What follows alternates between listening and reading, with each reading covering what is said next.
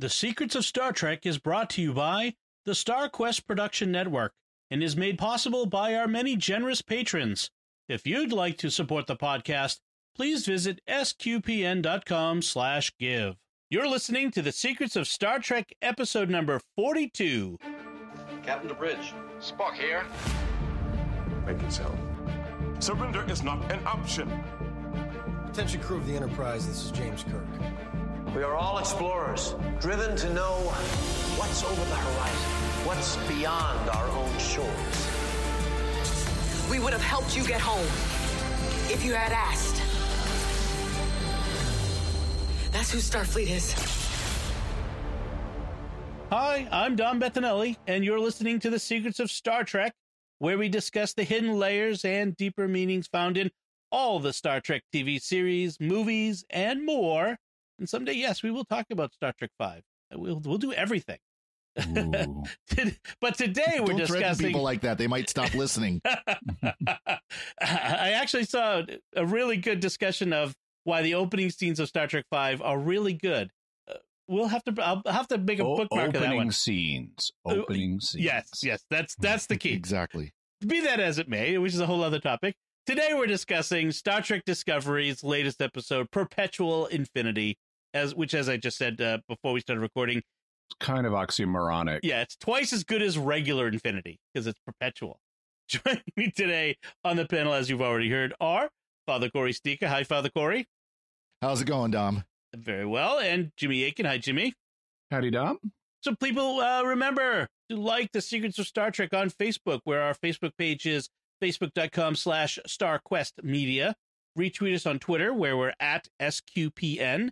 Leave us comments in those places because that helps to create a sense of community and discussion. And we will read your feedback in the podcast, like we're going to do later on in this episode. At the end, we have some feedback we'd like to share with you. So please send us your feedback. And you could also, please, if you have not yet done so, subscribe in iTunes, Google Play, Stitcher, TuneIn, your favorite podcast app, or on YouTube, where you should hit the bell to get notifications of new episodes. And of course, share the podcast with your friends, with your Star Trek loving friends, and even the friends who don't love Star Trek yet. This will help them love it even more. It is only by you sharing it with people, really. I mean, we try to get it out there, but really the number one way that a podcast grows is by listeners sharing the episode, they're liking it, posting links to it on social media, emailing their friends, bugging them to subscribe, grabbing their phone from them, opening up the podcast app and subscribing for them in the app. That works too. Kidnapping them in remote mountain cabins and making them listening. Yes. While they're sleeping, put their finger on the fingerprint reader to open their phone and subscribing. All that stuff is we just love when you do that. And if you can write reviews in iTunes podcast, don't break into your friends' homes. I'm not advising you to do that. And don't literally kidnap them. Don't kidnap people. We do not endorse anything that is illegal or immoral. Yeah. Don't commit crimes in your enthusiasm for the podcast. That's right. So let's move on to the discussion of this episode, which is a continuation of this story that of the Red Angel in Star Trek Discovery, the second season, and we pick up in the teaser with a little bit of what we've been teased with of Michael Burnham's history from the beginning of the series, the first season. We see the attack by the Klingons on the colony where her parents and she were living, her family. Daktari Alpha, where her parents were killed, and then she ended up becoming a ward of Sarek's family and Spock's foster sister in that case, or adopted sister. I'm not sure how they convey it in the series. So what we have is we open with the mom. She's a scientist. We found out before in the previous episode that she was the creator of the Red Angel time traveling suit, and the Daedalus Project it was called. And they're waiting for this supernova to go up of this nearby star that will provide the energy for the time crystal to do its thing. We have one of the things I was wondering is if they're far enough away from the star to be safe, how are you close enough to harvest the energy from it? Yeah, and why do you need supernova energy anyway if you have antimatter reactions? Because don't you know that the supernova is so much more powerful than antimatter because reasons. Yeah. Right.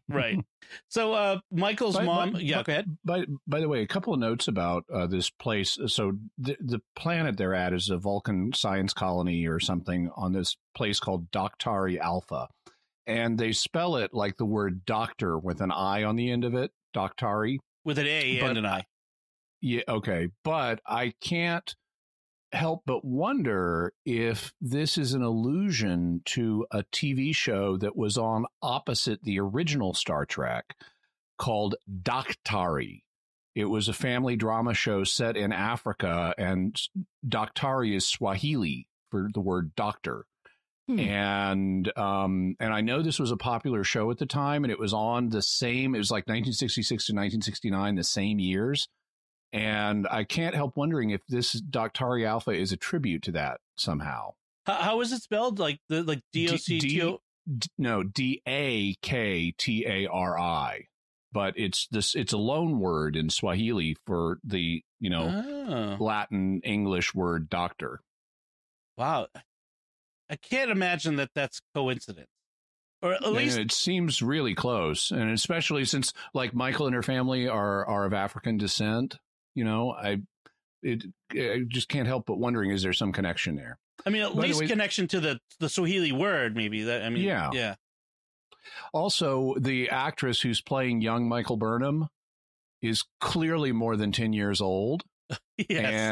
And it seems to have grown since we last saw her a few episodes ago. Yes, the problem of having child actors on your show. The same thing happened with Worf's son Alexander. She is the Red Angel. She's moving backwards in time and aging backwards like Merlin and Benjamin Button. Played by so her mom Gabriele.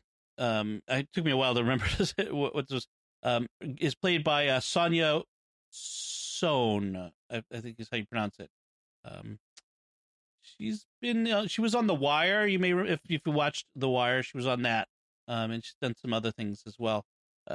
But so she tells Michael at one point in this teaser scene, the universe has its own way of telling time, she says, which is of course foreshadowing of very wibbly wobbly. Yes, but the very. So then it turns out this was a memory dream of Michael, who wakes up in sickbay disoriented because if you remember, she at the end of last episode, they killed her in order to make the Red Angel show up to save her, and so she was in a bad way at this. And for some reason, having just remembered what happened to her when her parents died, Michael does not wake up saying, "Wait a minute. If my mom was supposed to have been killed by Klingons, why didn't we ever have a body?" Yeah. She, for some reason, apparently that has not occurred in the last 20 years of her life. Or her dad's body, apparently, because she now wonders if he's alive. Michael, by the way, is they don't come out and say it, but she's named after her dad, who's also Mike. Oh, I didn't notice that. And for people who wonder, Michael is actually there's a tradition of naming girls Michael. I mean, it's not it's uncommon, but it's not like a new thing. It's not. Yeah. Last season when they introduced Michael and they have Tilly going, "Oh, I've never met a woman named Michael before." And I go, "You don't get out much, do you?" Or I've met women named Michael. It's sometimes spelled a little differently, like Michal, but it was actually a woman's name before it became common in English as a man's name, because David's first wife in the Bible is named Michael. Right. The Olivia, the woman who played Mrs. Walton in the Waltons, Ask Your Parents Kids, her name was Michael Learned. But what you often see now is that the women will use Michaela, or it's Michael with an A on the end. But I just wanted to mention that because I've seen some people bring that up, the oddity. So our Michael, though, is like surprisingly reality resistant. So last episode, it was like your parents were secret agents and scientists. No, they were scientists. No, they were secret agents and scientists. No, they were scientists. They weren't secret agents. It's like, Why is that so hard to get down? And then in this episode, your mom is still alive. No, she died. Well, I have come to on, say, this is good news. Work with me on this when your mom is alive. I think I found it kind of real because she's disoriented from dying, from waking up in sick bay. She thinks she's had this memory of her mother, and I found the disorientation in here, like the denial. Like you're gonna hope and then deny it because you don't want to get hurt by the hope being quashed. I don't know. I found that kind of real. I liked it, but I'm glad it worked for you. It didn't work for me. Okay. I'm getting tired of this happening with Michael. Just like earlier in the series, I got tired of Michael not saying what she did to Spock, and it kept coming up. And now we're having a pattern of her denying reality, being shocked over things that are true that she doesn't need to be shocked over. I can't help wondering, is this going to be like she beams down to a planet and it's like, no, I was just standing on the Discovery. Yeah. Well, they've taken her character in such emotional swings. Last season, first season, she was almost cold and distant, and now all of a sudden she's overly emotional, and it's just back and forth. They're not really giving her a lot of balance. What's more significant, we should talk about the giant mitochondrion in the room. So they wake her up and it's like, but wait, aren't I supposed to be the Red Angel? And they're like, Culber is like, there are significant biological similarities between mothers and daughters, especially the mitochondrial DNA. So that's either more misdirection about the fact Michael is going to end up in the suit, or in which case, if they're serious about that they couldn't tell the bioneural signatures that were so good even machines can't fake them, that this was Michael rather than her mother, then it is really bad writing. It's like, okay, fine. If you wanted to say, well, it's got your mitochondrial DNA, if that was what you set us up with last episode, so it must be you, I'd go, that's every female in her family is going to have the same mitochondrial DNA because it's only inherited from the maternal line and it doesn't mutate freaky fast. Right. So that wouldn't prove it. They went from saying last episode that the bioneural signature is so unique, so special that an AI, an advanced system, could not possibly ever fake it, to, well, moms and daughters are a lot alike. Come on, that's incompetent. This needs to be more misdirection, and frankly, it's even lame as misdirection, because they should go, well, okay, yeah, you're right. We did have your biosignatures, so guess what? You're still going into the suit at some point, right? And by the way, Hugh is back on duty. Dr. Culber is back on duty. Which is interesting to see him there, and he brings it up that he's back on duty. Pike then gives the mission logs from the time suit to Michael. Also, Michael in sickbay has a headache because she's been exposed to tachyon radiation. Really? Tachyons are particles that, if they exist, they move faster than light. So they're flipping through your body faster than light, not interacting with normal matter, and that gives you a headache? Well, there's also the fancy perchlorate dust and carbon monoxide and everything else you had to deal with. So I would think, the toxic asphyxiation, if I could say that, would be more likely to give you a headache. Exactly. So she gets the mission logs from Pike, and that gives her and us the opportunity to sort of get a quick review of everything that happened from Gabrielle's point of view, right up to where we are. So she goes through that. And as she does that, so we see the attack of the Klingons, which was to get the time crystal in the suit and everything. And Mom is like, okay, I'm going to get in this suit. I'm going to jump back in time. I'm going to thwart the Klingon attack. And as she's doing that, the Klingons come in and blast her. So something goes wrong with the time jump. And she looks at her wristwatch thing, and it's 950 years in the future. It's almost time for Calypso. Right, except everybody's dead. Right. So it's not quite the same timeline as Calypso. So that was a little confusing. Well, and so let's be clear. Was it the Klingon attack that made things go wrong? Like, I wasn't clear on why exactly she didn't go where she wanted, or is it because she jumped without getting the supernova energy?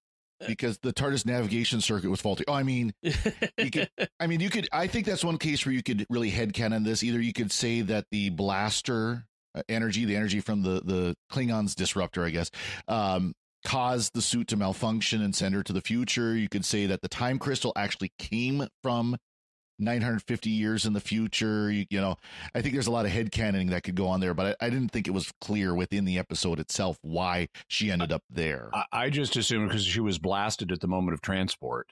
Yeah. Well, because except there was no damage or to her when she jumped. Well, then there's the whole question of feeding in extra energy to the jump from the disruptor. Why was she? Why couldn't she stay? Like, why does she keep getting pulled to the 950 years? This is the one of the big conceptual problems with this episode is, and they keep referring to it wrong. They keep saying she's being pulled back to her own space-time continuum. And it's like, no, that's part of yours. It's just a different part. She's obviously in your space-time continuum because you're interacting with her. But it's like she's, for some reason, has an anchor point that she keeps jumping back to. And the reason for that has not been set up in previous Star Trek time travel physics. So this is something new. And they don't explain it really well in terms of why this is happening to her. She's apparently like bonded to this moment or this time frame in the future in a way we haven't seen before, because we've never seen people being pulled to any specific point in the future or past before. I mean, that's one thing they did kind of basically set up as a side effect, if you will, of the suit, is that it doesn't remain in a time but goes back to its origin time automatically. This wormhole, for reasons. Are all-purpose reasons. Okay. So Leland, by the way, who I said was dead at the end of the last episode, is in fact not quite dead yet. He's only mostly dead. I'm not dead yet. he's alive and resisting. Yes, and we get this scene where he's talking to Control that is taking on holographic forms of Michael and Pike and Saru as it's talking to him, and then his own as it's talking to him, and it's like, dude, you so totally can't resist. Resistance is so totally futile.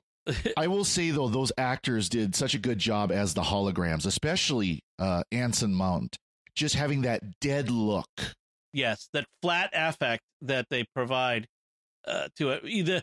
The AI, by the way, reveals that Starfleet has 7,000 active ships. Given that a third of their ships were destroyed during the Klingon War, that means there was something like 9,500 ships in Starfleet before the war. That's a lot that's a big Starfleet, I have to say. But only 12 of them like the Enterprise. And none of them are ever around Earth when something bad happens. Well, most of them are like shuttle. Most of those 95,000 are like 950, 9,500. Yeah, are like shuttles or something. Yeah, right. They're freight haulers. You know, the poor guys who are in the junk haulers, tugboats, garbage scows. Yes. So Leland, the Control knows that it can't fool anybody anymore. Like the Vulcan was as best they could do, because Vulcans without logic, without emotion, they are most like a computer, which is a nice slur on the Vulcans that we keep coming back to.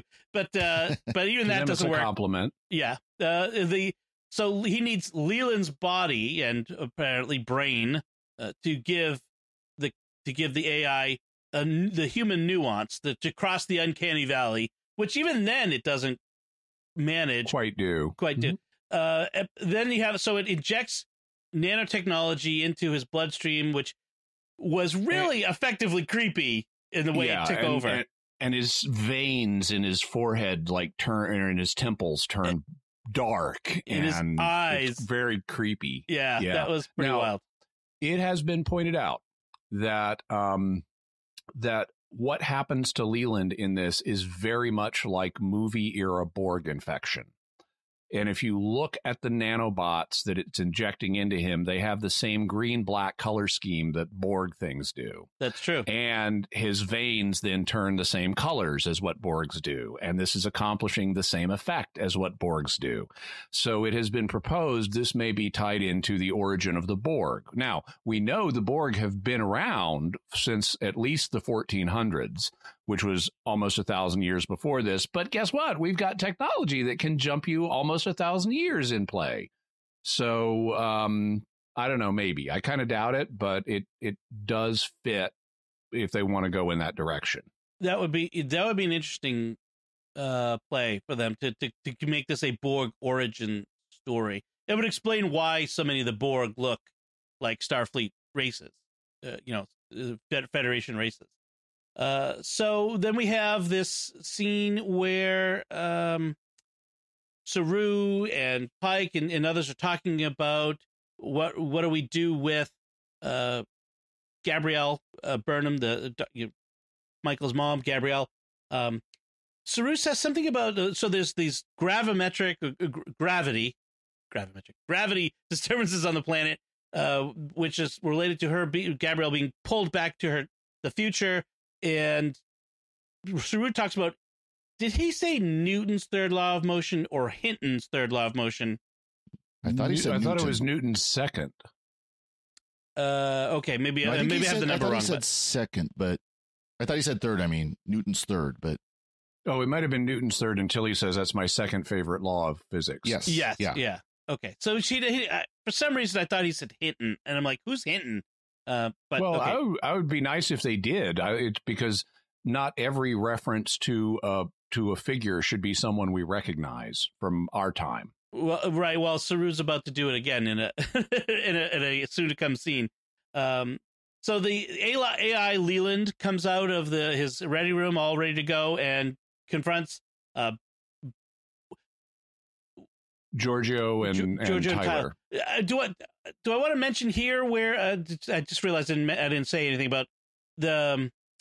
No, that's coming up. All right, sorry, I got the sequence mixed up because they keep jumping back and forth. Anyway, Leland comes out. He's too direct, too decisive. That makes Giorgio suspicious, and he tries to convince Tyler and Giorgio that Gabriele is the AI control. Yeah. He says, so Control Leland says, I saw Mom's corpse with my own eyes, and that suggests that Mom was sent here to get the sphere data, and maybe she's for Control, and maybe she's a clone or a replicant, and we, Section 31, needs to be the ones holding that data. So Tyler has to go steal it. So betray people. Yeah. Right. because of course Leland's firewalls are so secure that no one can get into, like Georgia.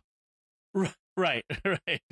So it turns out that Gabriele, she's the one. She wants to talk to Pike. She doesn't want to talk to Michael, which is so stupid. But Michael has this hubba wah face on her, like hubba wah. She doesn't want to talk to me. She doesn't want to see me. But she's like, obviously, you'd be shocked, especially after so long not seeing her. Her argument is that she's the best to judge whether her mother is her mother, which is right. Yeah, because you knew her when you were 10. Well, yeah. I think Leland would be in a better position to. I mean, he at least knew her as an adult. That's true. They eventually, and this is, again, part of the heavy character psychology aspect of this show, but we get our scene of Michael and Mom together, and they're going after each other emotionally. And the reason that it eventually comes out for why Michael's mom doesn't want to meet her is because she has been repeatedly jumping back to try to save Michael and everybody else, and has failed every time. And so she's seen Michael die repeatedly and has had to disinvest herself from Michael emotionally so she can focus on the overall mission of saving life.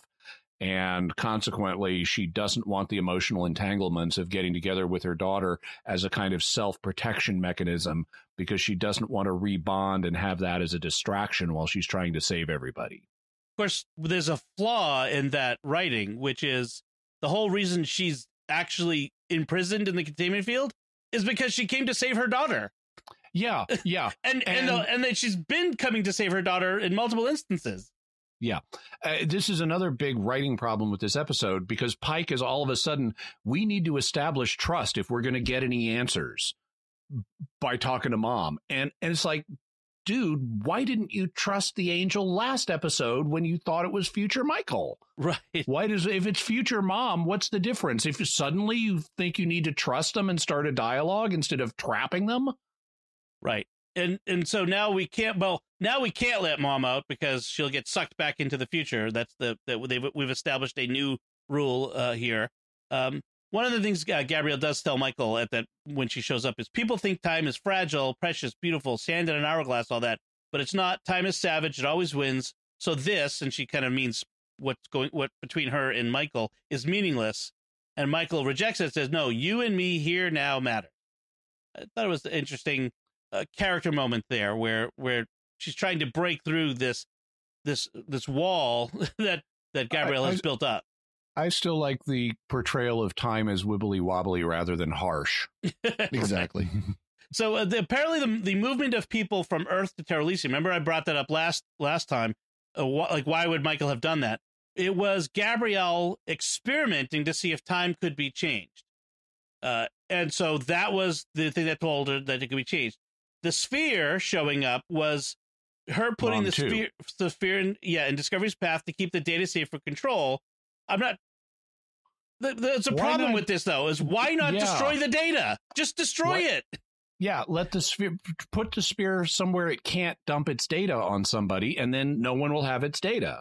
Exactly. And that's something like now they've decided, we have to delete it. But like, why weren't we all about destroying it before? So then there's another thing she says to Pike, which is, I know nothing about the 7 signals. So there's some possibilities here. Either she's lying, she hasn't yet done them yet, or someone else is going to do them. And Spock mentions that it could be a third thing we don't know about yet. So my guess is the signals are because Michael. Yeah. And Michael is the third thing. Well, they don't ever say that there hasn't been another suit made. It could be Dad, too. This one, right. This one, I mean, they show coming up here in a little bit the time crystal being destroyed, so this suit can't jump. But they don't imply or mention at all that this was the only suit ever made. And we don't know what happened to Dad yet. Exactly. Right. But I wouldn't put too much emphasis on the time crystal, because you can just have a tank of red Kool-Aid that you grow a new crystal in 24 hours. I've seen we just talked about a show. Yeah, I think we just talked about a show where that happened recently. Yeah. Yes. Delta and the Bannerman. In the Doctor Who, yes.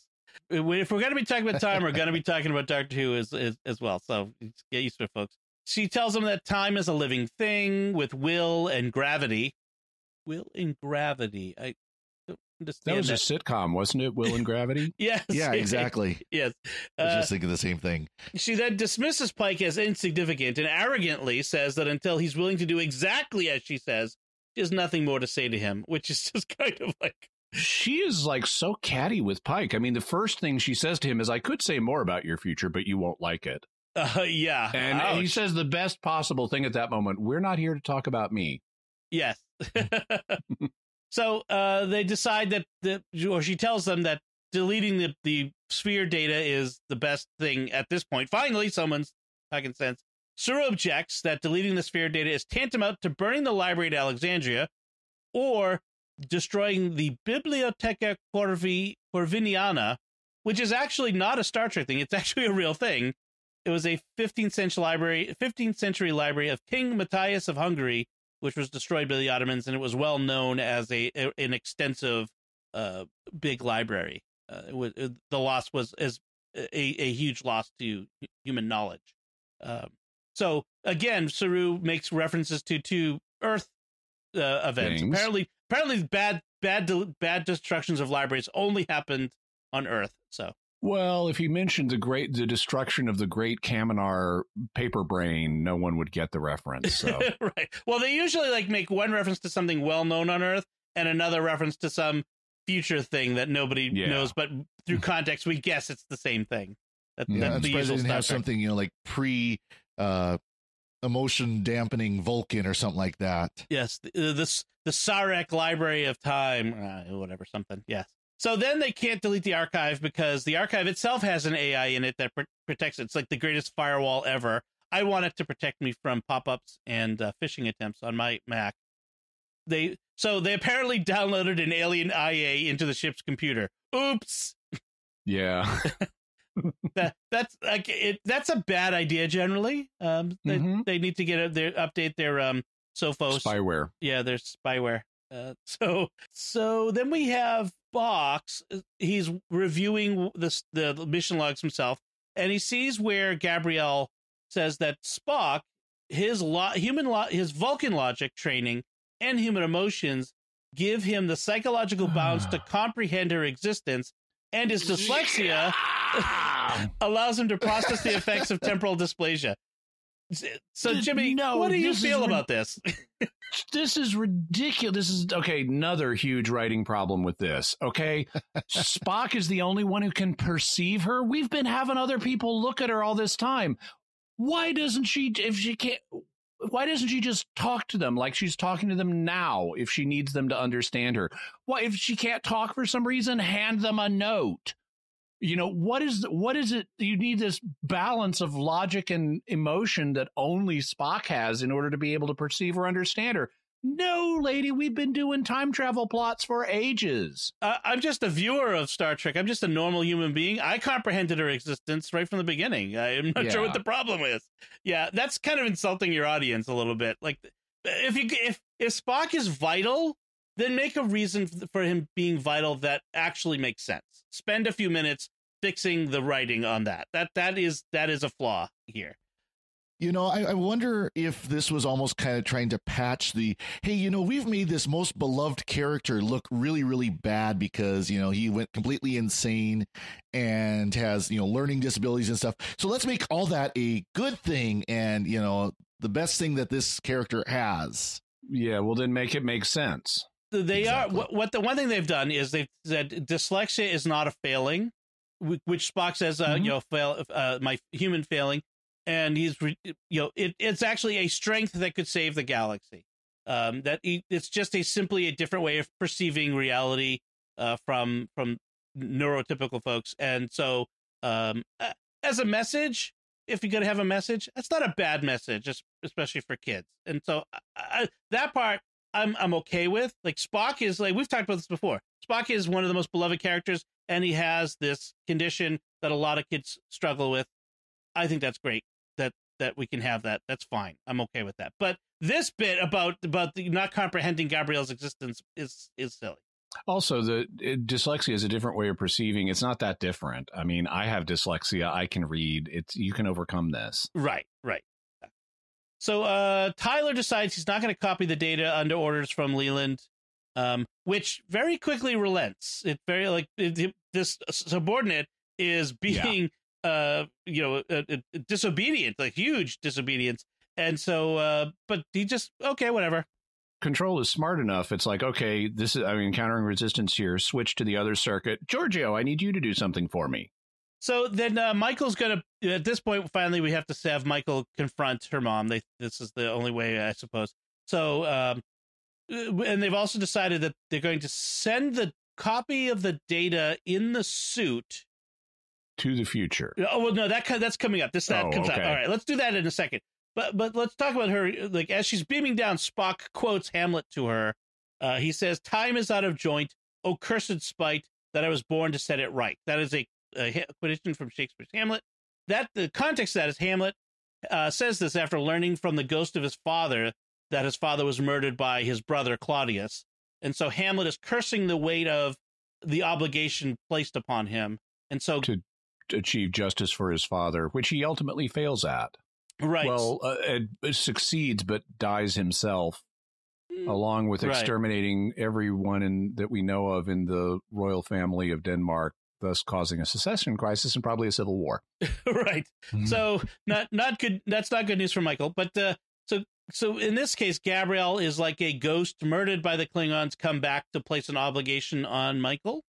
Yeah, something like that. So then we have that scene we talked about where Gabrielle and Michael have that moment where Gabrielle rejects Michael, and then we have another Spock's now the wiki quote for the episode. He quotes Lao Tzu, very impressive pronunciation, by the way, much better than mine. It was, yeah. On how water is the softest thing, but it can penetrate mountains, which he then extrapolates. Not sure where I would get from A to B here. The logic escapes me. Into let's use time to save time by sending the sphere data so far into the future it can't be found. So once again, we have future computers that can't copy data, only move it from place to place. So they're going to assume that if you download the sphere data to the suit, the sphere AI in it will allow it to be deleted from Discovery's computer now. Well, and don't forget too that the suit, because of quantum reasons, now has unlimited data storage. Or as Stamets says, literally infinite. Literally? Yeah. Literally? Because quantum. Not literally. Yes. Yes. As opposed to, if the suit's good, why doesn't the Discovery, I was going to say Enterprise, have this technology? But apparently future computers still have limitations. Yeah. By the way, another piece of fan speculation that's out there is they're going to tie into Calypso by taking the Discovery. If they can't get the data off of Discovery, they'll take Discovery into the future and park it. And then we won't have Discovery as a ship anymore, and the series will then... I think that's the idea behind this fan theory. I don't know how much they like the series. Yeah. Is this from one of the YouTube channels where literally if every episode of Star Trek Discovery disappeared tomorrow, they would rejoice? Yeah. Sorry, folks. I don't think that's happening. So they will let it... But by the way, it's about at this point in the episode, we have... So every episode, or not every, but frequently we've been having these Tilly enthusiasm lines at a moment when they've done something clever, and it's like, this is the power of math, people, and similar geek lines. And in this episode, instead of Tilly, Spock gets one where he gets to say, I like science. I swear there's somebody on this staff. There's somebody on this staff who is like a major science geek, and he or she is trying so hard to make science geekery cool, and this is how they're doing it. There was such a non sequitur. Like, you're a science officer. Of course you like science. I mean, it's Spock exploring his emotional side. Right. Exactly. This is also where Stamets says that sending the suit forever into the future forever is perpetual infinity, and where Spock should have said infinity is perpetual. That's the same thing. You idiot, even the lowest order of infinity is perpetual. Aleph null, dude. Exactly. So now we go back to Leland, the AI Leland, arguing to Giorgio that she should kill Gabrielle and steal the data. And he does it by playing on her jealousy of Michael's because devotion. She's an unacceptable risk to the larger mission. Well, also, Giorgio has a secret desire to be Michael's mom. And by owning this super suit, Gabrielle is now the most powerful woman in the universe, and not Giorgio. Yeah. So she's a threat to Giorgio's ego. Yeah, I'm not sure how Giorgio is the most powerful woman in the universe just because she's been in two different time dimension things. It just seems kind of weird. That fits with stroking the ego of the character. I mean, it really does. Yeah. Except you're doing it in this weird way. If you as an AI are thinking this human is motivated by ego and she thinks she's the most important woman in her own emotional universe, and now this other woman is a threat, fine, use that to manipulate her, but you don't say it this bluntly to her. Right. So meanwhile, Giorgio is suspicious. We know that as soon as he says something about the threat to the larger mission, she kind of gets a weird look. She's already suspicious of Leland's confidence so far. She beams down to Gabrielle, turns off a data sniffer. Yes, she turns off the cameras. Although there are Starfleet people apparently all around her from Discovery. So, but okay. And Gabrielle tells Giorgio that she knows that Giorgio would sacrifice herself for Michael, and that she's seen her do it. Giorgio tries multiple to say, no, times. That's just my Prime universe, sappy, sentimental counterpart. And Gabrielle says, "Oh no, I know which one I'm talking about. I know exactly who you are." Yeah, and that's that is an appeal to that what we've been seeing from this character, her connection to Michael and affection for her. So again, my two favorite characters in this series this season so far are Giorgio and Pike, and I said that really enjoying both of them. And Giorgio has a good episode in this one, I think. At the end, I love at the end of the scene when Michael beams down with some equipment to do their move the data into the suit and fling it into the future thing. Michael's toting this piece of equipment and sets it up, and it's like some kind of pattern enhancer reinforcer thing with dark matter. And Giorgio just walks by it and says, "Have fun with whatever that is." Yeah, exactly. With your toys. That's what we know as a prop. Yeah, right. Yeah. So Tyler's on board the Section 31 ship, notices the sphere data upload, and Leland is there, and Leland's face, I missed it the first time I watched. I saw it the second time. It shows a flicker of the nanotechnology infection, so he excuses himself to his office. But so Gabriele, this is the big turning point in this episode. Gabriele asked Giorgio to watch over Michael because the AI considers Gabriele to be an unacceptable risk to the larger mission. That exact phrase that Leland used. Dum dum dum. Dum dum dum. I'm not sure why she uses why her use of the same phrase is so portentous. I assume that, I assume how she learned it is because she's had 841 goes at this and has learned a lot about Control and have probably picked up that exact phrase from Control. And so when Giorgio hears her use it, she knows that that she's just heard this exact phrase from Leland, who has not had that kind of contact with Control. And therefore, he must have had unknown contact with Control, and he's been acting weird, so he's been subverted.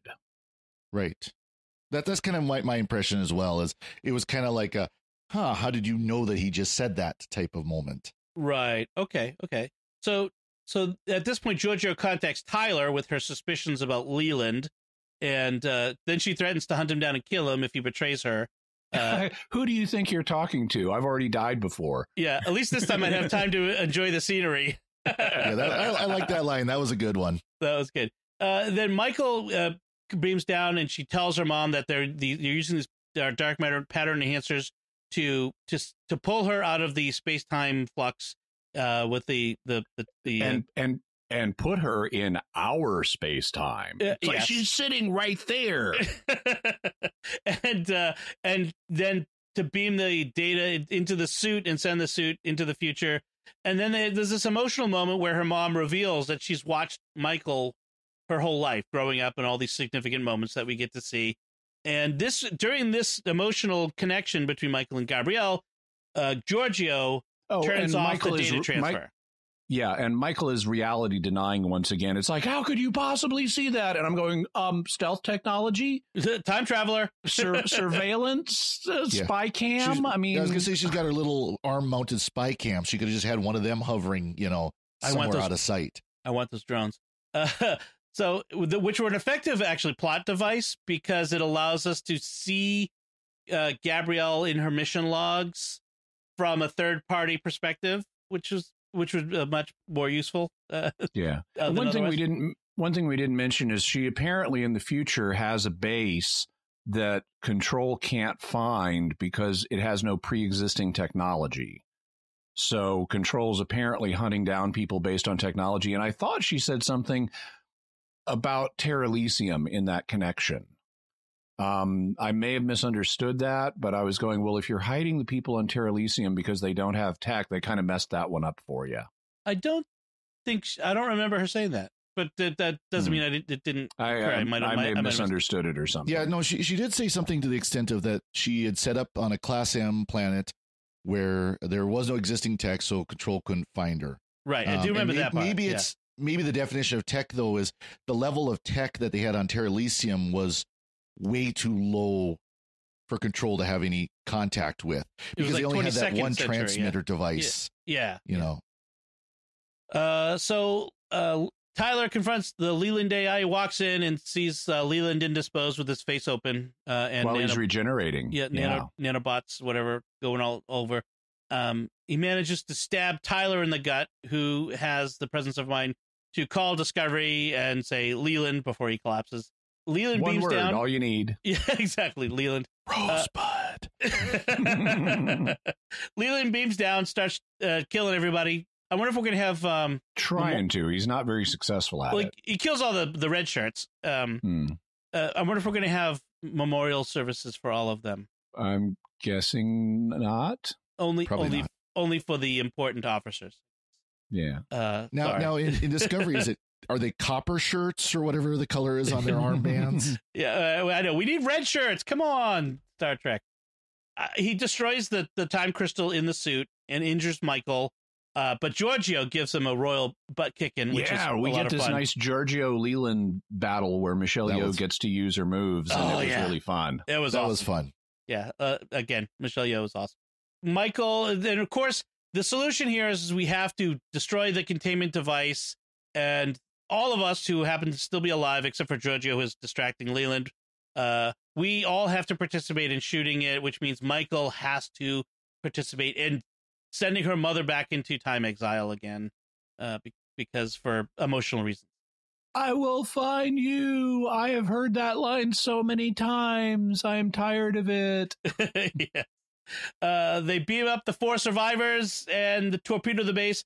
Are we sure all the security people were dead? Just checking, because if they weren't, they are now. Well, yeah, I assume they beamed up everybody who was still alive. Yeah, it's the 4 to beam up. They said so. They beamed up 4. They were beaming them up as Michelle Yeoh and Leland were fighting. Yes. Yeah.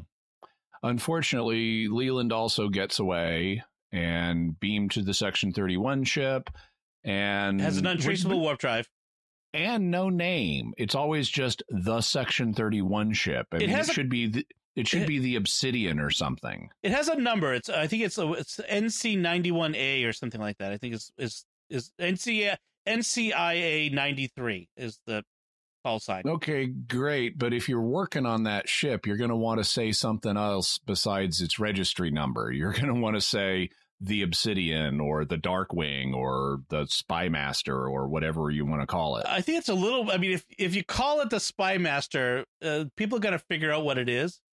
Mm-hmm. But they don't seem to be hiding it. I mean, it's kind of, I think of this thing kind of like it's a B-1 bomber or a B-2 bomber back in the days when those were classified. Yeah. They call it the old 93. Mm-hmm. It's the ship that's so classified that I have to kill you by telling you the fact that I actually work on this ship that's that classified. Kind of an unwieldy name. Yeah. Sometime I want to find this. There is a book of military patches for like classified programs. Yeah. And one of them has in Latin, I would tell you, but then you would have to be killed by me. That's awesome. That's pretty good. So, so the AI managed to beam out in the split second before the torpedoes hit. Tyler, for his part, managed to roll himself into an escape pod off of the ship. The rest of the crew on the Section 31 ship, well, they're toast. We could just assume that they're all going to die sooner or later. Spock says that Leland got half of the data. Michael despairs, but Spock says what has come before no longer exists. What happens next has not yet been written. We only have what we do now. So let's waste time by playing chess. Yes, instinct and logic together. We let them. Will let us defeat, control, blah blah blah blah blah. And so they sit down to play chess, and Burnham contemplates her first move. Bum bum bum. Yeah. So much foreshadowing. It is kind of effective. She's like reaching for the board as we fade to black. Yes. So what will be her first move? That's the question. And we will find out. That quote from Spock sounds so much like that cheesy thing of the present is now is a gift, and that's why we call it the present. Didn't Winnie the Pooh say really that? Bad. Yeah. That's what I'm sure you've heard that poem. Oh, yes. I haven't. Yeah, it's very popular among, sappy Christian circles, the same kind of people who have, the Precious Moments dolls and things like that. I was going to say, it sounds like something you'd encounter in a bad homily. Yes. Don't ever say that in a homily. Not a homily I've given, but I have encountered it in a homily. So, yeah, that's like we just had the Laetare Sunday, and the reason the robes that the vestments that the priest wears are rose, not pink, because Jesus didn't pink from the dead. Yeah, he also didn't speak English. Oh, that's terrible. I prefer on Red versus Blue about how the second in command, it's not pink armor, it's light red. Yes.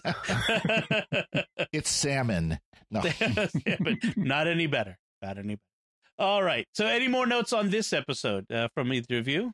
Nothing here. Let's see. So one line that we have in this is the suit's Mom says the suit is DNA strand encoded, so it, quote, won't work for just anyone, close quote. What about mitochondrial DNA? Well, no, but so DNA strand encoded won't work for just anyone, but she didn't say just me. So I think that's another thing setting up, okay, maybe a family member has similar DNA, can get in the suit and use it. I think they were hopefully setting that possibility with that line. The suit and Mom, both, who is not in the suit, both get yanked back to the future, even though the time crystal is destroyed. So that suggests they have, as physical objects, somehow bonded with this moment in the 32nd century. The suit may have cloaking abilities, since Mom got to view elements of Michael's past life, or it could just be tiny spy cams. And then I mentioned the thing about Terra Elysium as a plan, or seemed to be maybe part of a plan to ensure limited human survival off planet. But if so, they messed it up by giving him, or may have messed him up by giving it tech. Finally, one thing that's not actually from this episode, but I mentioned in our previous podcast that there was a rumor that by the end of the season, we're going to catch up with the original Star Trek series in the timeline. And we might, and this was the rumor, that we might see Pike's accident that lands him in the chair. But subsequently, I think it was Anson Mount, but someone connected with the production of the show has said Pike's end will not be tragic. So we will not see the accident. According to what that statement, we won't be seeing the accident that puts him in the chair.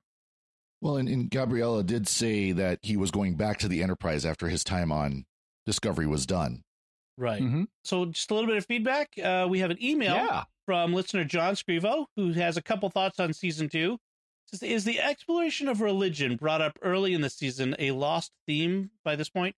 Was Captain Pike's early quote, in the quotation, is any sufficiently advanced alien life is indistinguishable from God? Is that the takeaway message about religion?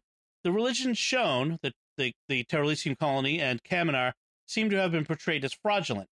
So let's talk about that bit first. So What do you think? I think he's right. According to what we knew, even before this series started, the then showrunners, who were subsequently fired, were very interested in exploring spiritual themes, and that has not been paid off, and we're almost at the end of the season. They did a little bit with it early on. There are rumors of significant reshoots happening in the series, and specifically around some of the religion stuff. You had, apparently some of the complaints were, and this is not my words, but there were complaints about Pike's allegedly fundamentalist Catholic faith that was originally displayed. And I'm sure that's an exaggeration, by Hollywood liberals, but apparently Pike may have been established as a believer, and then they reshot to fuzz that out and make it less obvious. We do have what seems to be evidence of additional reshoots to fuzz stuff out, because in the episode where Culber comes back from the dead, they are so avoiding the word soul in ways that don't make any sense. They talk about his energy being transferred out of his body, and now they're putting the energy back into a physical form. They're making, and no, guys, his body is made of energy. the matter is E equals MC squared, guys. So you're talking about something fun. If you're saying something left his body and now you're making a new body for it, the word for that thing is soul. And they conspicuously avoid it, even though it causes them big dialogue problems. So I think what's probably happened is they did a bunch of reshoots to fuzz out the religion elements that were originally part of this. And that's likely, it may be tied up with the firing of the showrunners. I think it's a shame because I like to see those elements. I mean, the fact is, human beings are fundamentally, we are religious creatures or spiritual creatures. I don't think whatever the future holds, and I know that Gene Roddenberry was a secularist, but, the religion is not going away in the next couple centuries. It would be nice to see this, especially in the original series. We saw Kirk was knowledgeable about Christianity, but it would be nice to see a character who has an integrated sense of his own faith and is part of Starfleet, just like we saw the Bajorans able to do in Deep Space Nine. Yeah, we've and other cultures in Voyager, we've had thoughtful religion episodes on Star Trek before. They're not incompatible. And in the first series, Kirk is even like when they meet Apollo, and Apollo is kind of, why are you having such a problem with multiple gods? And they're like, well, we have enough difficulty with just the one. And so obviously monotheism is a big part of their culture at this point still, if it's treated as preferable to polytheism. Or actually, I think what he says is we've always found the one quite sufficient. I'd love to see, like you said, Dom, but that would assume that there would be people actually working on the show who have at least a personal understanding of Christianity, not saying, they're deep theological and spiritual believers or anything like that, but at least have a personal practice of it. And unfortunately, it seems, at least looking from afar, that Hollywood doesn't have a lot of that anymore. Not like it used to. Christianity or Judaism or whatever, but I know writers historically have been interested in exploring this, and some of the writers, like on Deep Space Nine, talked about the fact that they didn't buy the dictate that you couldn't deal with humans in religion. I mean, you can do it with Klingons, you can do it with Bajorans, but you can't do it with humans. And they thought that was nonsense, but it's apparently part of honoring Gene's vision. And maybe they're a little shy about it now because they got so much pushback last season for taking Star Trek in a different direction that violated Gene's rules about you can't have interhuman character conflict among the main characters. And then we get Lorca. Right. Exactly. The second part of John's email is, he says, I was hoping that Areum's character would have been more developed more, considering we just figured out this season that she was even human. Actually, we just discovered like this last episode. Yeah. Yeah, exactly. I would have liked to see them explore her her humanness compared to the amount of augmentation. How much tech can someone have and still be considered alive or human? I know the concept of stars having characteristics of life has been brought up on recent episodes. When you talk about stars are alive by some definitions, Jimmy. I'm a biology teacher, and I usually emphasize the cell theory and the need to be made of cells as a requirement for life. This always puts viruses and prion diseases in a gray area. How much biology of Areum remained compared to our augmentations? Should control or any advanced AI be considered alive? I do think it is a lost opportunity with Areum to explore that. Absolutely. I would have liked to have seen some, like we had with Data. Is Data sentient? Is he alive? But to kind of go from the other direction for someone who's had augmentation. And with Areum, I mean, they showed at least that it was still her human brain in there, because they show them taking off the top of her head, metal skull, if you want to call it. But they don't show any other parts of her body having actual flesh. I also wish they'd done more with Areum earlier. It makes the death more meaningful the better you know the person. So if you're gonna be killing her off, let us get to know her really well first. That was one of the things that Babylon 5 did nicely. In terms of how much tech can you have and still be human,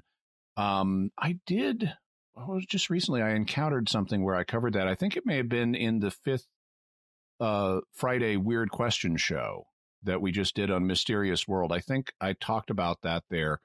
It depends on which parts of your body you lose. you'll still, like, if you lost everything but the brain, you would still be you. The question gets involved when you lose significant chunks of the brain, and at some point you might not be, but it gets harder to discern. Because obviously, if you replace every cell in the brain one by one with a transistor, at some point it's not you anymore. Right. Despite everything sci-fi tells us, you can't download a brain or soul. Yeah. And in terms of, could you consider an AI alive? By some definitions of life, you could, because they can do things. I mean, okay, so consumes energy, yes. Evolves over time, yes. Reproduces, yes. So by some definitions, it would be considered alive. I don't think it would be conscious, though, unless it turned out that panpsychism is true. Panpsychism is this theory that that mental phenomena are fundamental, and so even like an electron has a tiny spark of consciousness. It's nowhere near what we've got, but it's got something, and therefore in consciousness and eventually intelligence can emerge out of matter. That's not the standard view of just about anybody, but it is a theory that's been proposed. If that were true, if consciousness was somehow resident in matter itself, then you could hypothetically build a machine that had consciousness. But as of right now, toasters do not seem to be conscious, and a fancy AI is just a fancy toaster. Thank you, John, for the very good email that gave us some good discussion, folks. We'd love to hear from you as well, and I'll give you the contact information. But we love feedback, and we love to have these discussions. So, but before that, I want to take a moment to thank our patrons who make it possible for us to create Secrets of Star Trek. Today, we're thanking by name Mark C., Alan and Melissa K., Masij B., John L., and Les R. Through their generous donations at sqpn.com/give. They make it possible for us to continue the Secrets of Star Trek and all the shows we do at StarQuest. You can join them by visiting sqpn.com/give. So if you want to participate in feedback and have us read your message on the next podcast or a future podcast, please let us know by going to sqpn.com/trek or the SQPN Facebook page and leave us some feedback there, or send an email to trek@sqpn.com. We'll be back next time when we'll be discussing the next episode, which is entitled, I only just got this the other day, Through the Valley of Shadows. Yay, though the I walk that's the Valley an interesting... of Shadows. Yes. Another not slightly bent title from something else. Points of Light. Yeah, this is Valley of Shadows. Almost a psalm from the Bible sort of thing. But so that will be the next episode coming up. Until then, Jimmy Aiken, thank you for joining me in sharing the Secrets of Star Trek. Thanks, Tom, and live long and prosper. Father Corey Stika, thank you as well. Thank you, Dom. And once again, I'm Dom Bettinelli. Thank you for listening to the Secrets of Star Trek on StarQuest. And remember, time is savage. It always wins, even if it is wibbly wobbly.